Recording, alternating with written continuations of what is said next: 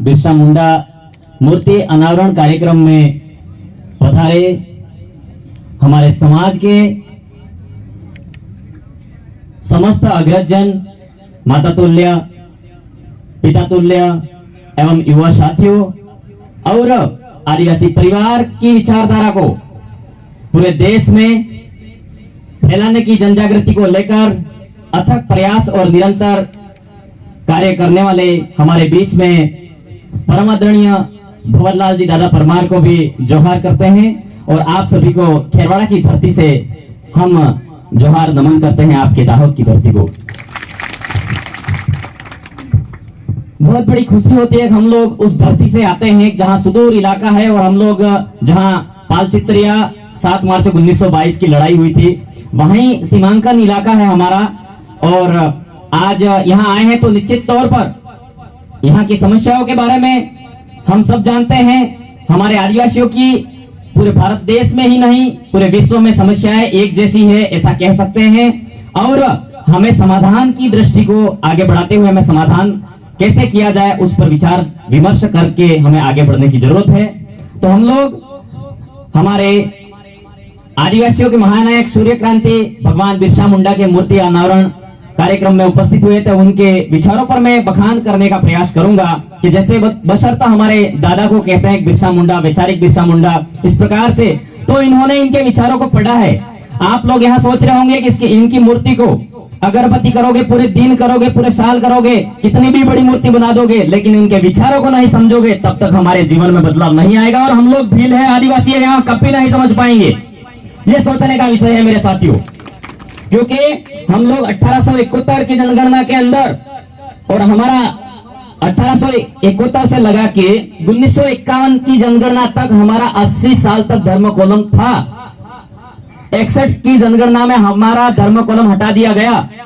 तो हम लोग पूरे भारत देश के आदिवासी जन्म से लगा के जन्म प्रमाण पत्र बनाते हैं और मृत्यु प्रमाण पत्र बनाने तक, शैक्षणिक प्रमाण पत्र बनाने तक हम जब कॉलम में लिखते हैं तो स्वयं अपने हाथों से कहीं ना कहीं दूसरा धर्म समुदाय लिखने की ओर आगे बढ़ रहे हैं। विकट समस्या है। हम भारत देश के लोकतंत्र में बैठे सांसदों को भी कहना चाहते हैं, आप पूरे भारत देश की महापंचायत सांसद में संसद सत्र लगे, शीतकालीन संसद सत्र लगे, हमारे 543 और 412 सामान्य और अनुसूचित जनजाति और अनुसूचित जनजाति के 47 सांसद उस टेबल बजाकर बोले कि हमारे आदिवासियों का धर्म कॉलम 7 नंबर पर कोड था और हमारा आदिवासी धर्म कॉलम पुनः लिखा जाए तो हम लोगों की जो जनसंख्या थी पूरे भारत देश में आज फिर से जो 92% हम खुद अपने हाथों से कलमों से हो गए हैं, 8% है वो हम नहीं है। हम लोग 92% और 60% की दृष्टिकोण में हम मात्रा रखते हैं भारत देश के आदिवासी। इसलिए अगर हमारा जन्म प्रमाण पत्र से लगा के मृत्यु प्रमाण पत्र तक हमको आदिवासी धर्म कॉलम में हम पेन से जब लिखने प्रारंभ कर देंगे तो निश्चित तौर पर पूरे भारत देश में हमारा हुक्मरान होंगे हम लोग और हमारा राज होगा, ऐसा कह सकता हूं मैं।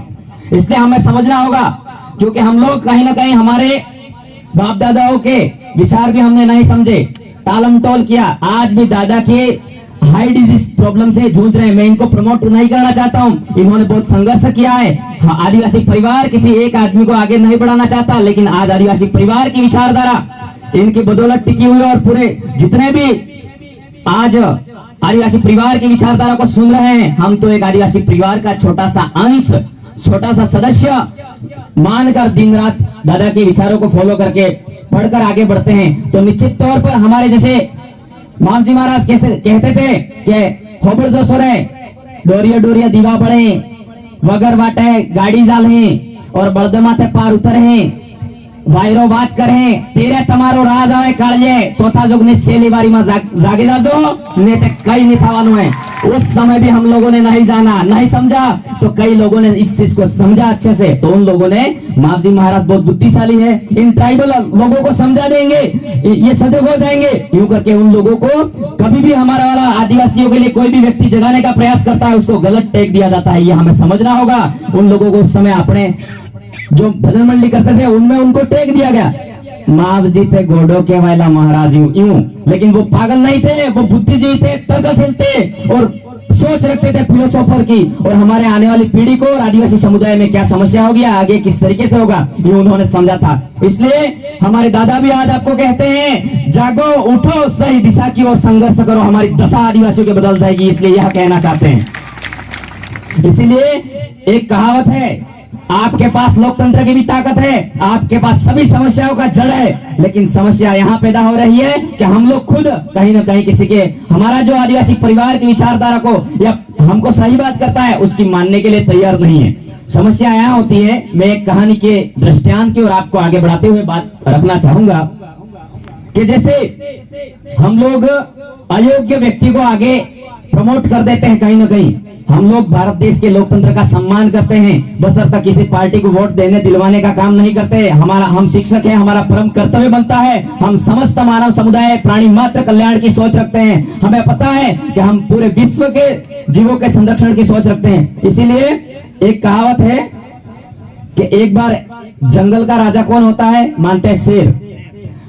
तो शेर नहीं बन के एक बार जंगल का राजा बना दिया जाता है बंदर को, तो बंदर को राजा बना दिया जाता है।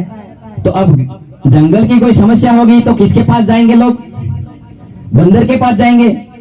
तो बंदर के पास जाएंगे तो एक बार क्या हुआ कि जो ओरिजिनल शेर था उसने बकरी का बच्चा पकड़ लिया, बकरी का बच्चा पकड़ लिया।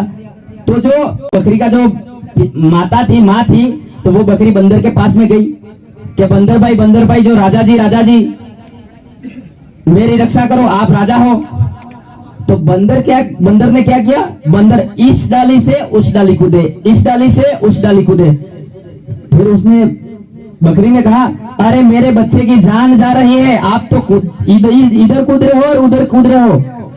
तो बंदर ने क्या कहा, अरे भाई तेरे बच्चे की जान तो जाती जाए, लेकिन मेरी मेहनत में कोई कमी हो तो बोल, मैं यहाँ भी कूद रहा हूँ, यहाँ भी कूद रहा हूँ, मेरी मेहनत में कमी हो तो बोल। इसीलिए हम लोगों को हमारा जो लोकतंत्र में सही व्यक्ति को भेजने की जरूरत है, चाहे वो किसी भी क्षेत्र में हो, चाहे किसी भी शिक्षा के दृष्टिकोण में हो, चाहे किसी भी क्षेत्र में हो, हमें सच्चे लोकतंत्र में और सच्चे शिक्षा की ओर, सन्मार्ग की ओर, हमें सच्चे व्यक्तियों को आगे प्रमोट करने की जरूरत है। इस तरीके से अंधकार वाले व्यक्ति को साथ में चलोगे तो पूरे रास्ते, जैसे भेड़ जाती है ना, एक भेड़ के पीछे पीछे सारी भेड़ कुएं में जाती है। इसलिए हमको पूरे भारत देश में आज आदिवासी परिवार सीमा विहीन, धर्म विहीन, बॉर्डरलेस तरीके से काम कर रहा है। हम लोगों को सम्मान करना होगा, सम्मान के दृष्टिकोण को आगे बढ़ते हुए कहीं ना कहीं हमारे दादा के विचार को फॉलो करते हुए हमें आगे बढ़ना होगा। निश्चित तौर पर हम भारत देश में एक अच्छे शैक्षणिक दृष्टिकोण से और जनसंख्या के दृष्टिकोण में ऊपर उठे हुए कहीं नजर आएंगे।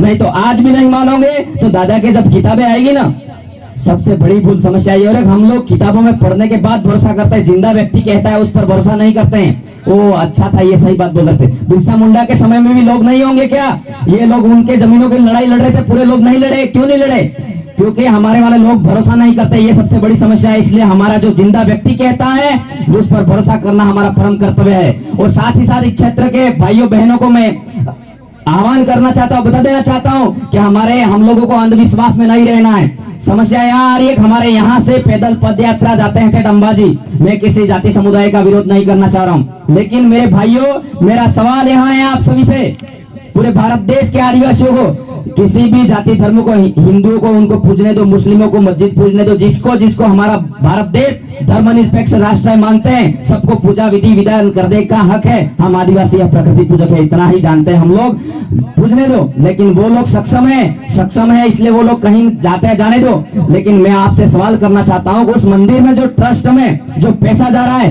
क्या वापिस रिटर्न अपन को फंड मिल रहा है क्या? मैं ये कहना चाहता हूँ, उन लोगों के ट्रस्ट बने हुए हैं, बड़ी बड़ी कॉलोनियां खुलती है, उनके लिए पढ़ाई के लिए व्यवस्था है, हमारे लिए कहाँ है? हम लोग जाना पूर्व दिशा की ओर है, हम लोग पश्चिम दिशा की ओर जा रहे हैं। इसलिए हमारे समाज में बहुत बड़ी विकराल समस्या है। इसलिए इस समस्या के निदान को हमें खुद समझना होगा, नहीं तो आज भी बैठेंगे और सदियों तक बैठे रहेंगे, भील प्रदेश भी बढ़ जाएगा, तो भील भाई पड़ेगा नहीं तो नौकरी नहीं लगेगा। जाओ, इसीलिए हमें पढ़ना होगा।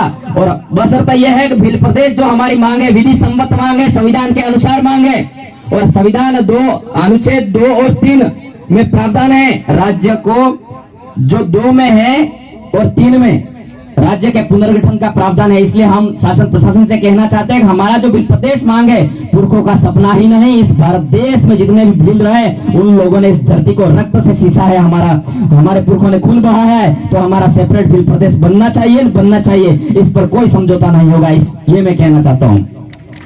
और समस्या यहाँ आ रही है, हम लोग मालिक कहते हैं, तो मालिक कैसा होता है?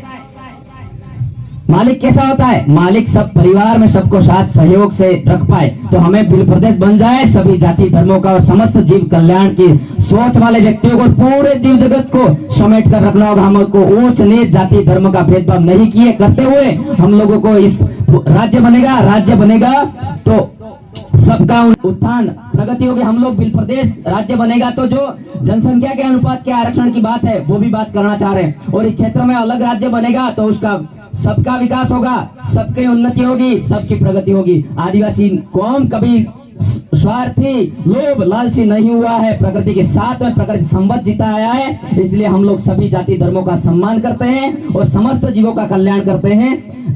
आप सभी ने मेरी बात को ध्यान पूर्वक सुना, और शैक्षणिक गतिविधियों में हमारे बच्चों को ज्यादा से ज्यादा पढ़ाई करवाने की जरूरत है, हमें अंधविश्वास की ओर नहीं जाना है, और खाना खाना है टाइम पे, और कई सारी बातें दादा और भी बताएंगे। हम तो एक छोटा सा अंश है आदिवासी परिवार का, तो एक मैं गीत के माध्यम से मेरी शब्दावली को खत्म करना चाहूंगा भाषण की, कि हमारे जैसे 7 मार्च 1922 की लड़ाई में पूरा गांव, 1-2 व्यक्ति नहीं, पूरा गांव खत्म हो गया था, एक ही व्यक्ति बचा था वहां पर, धूला नाम का।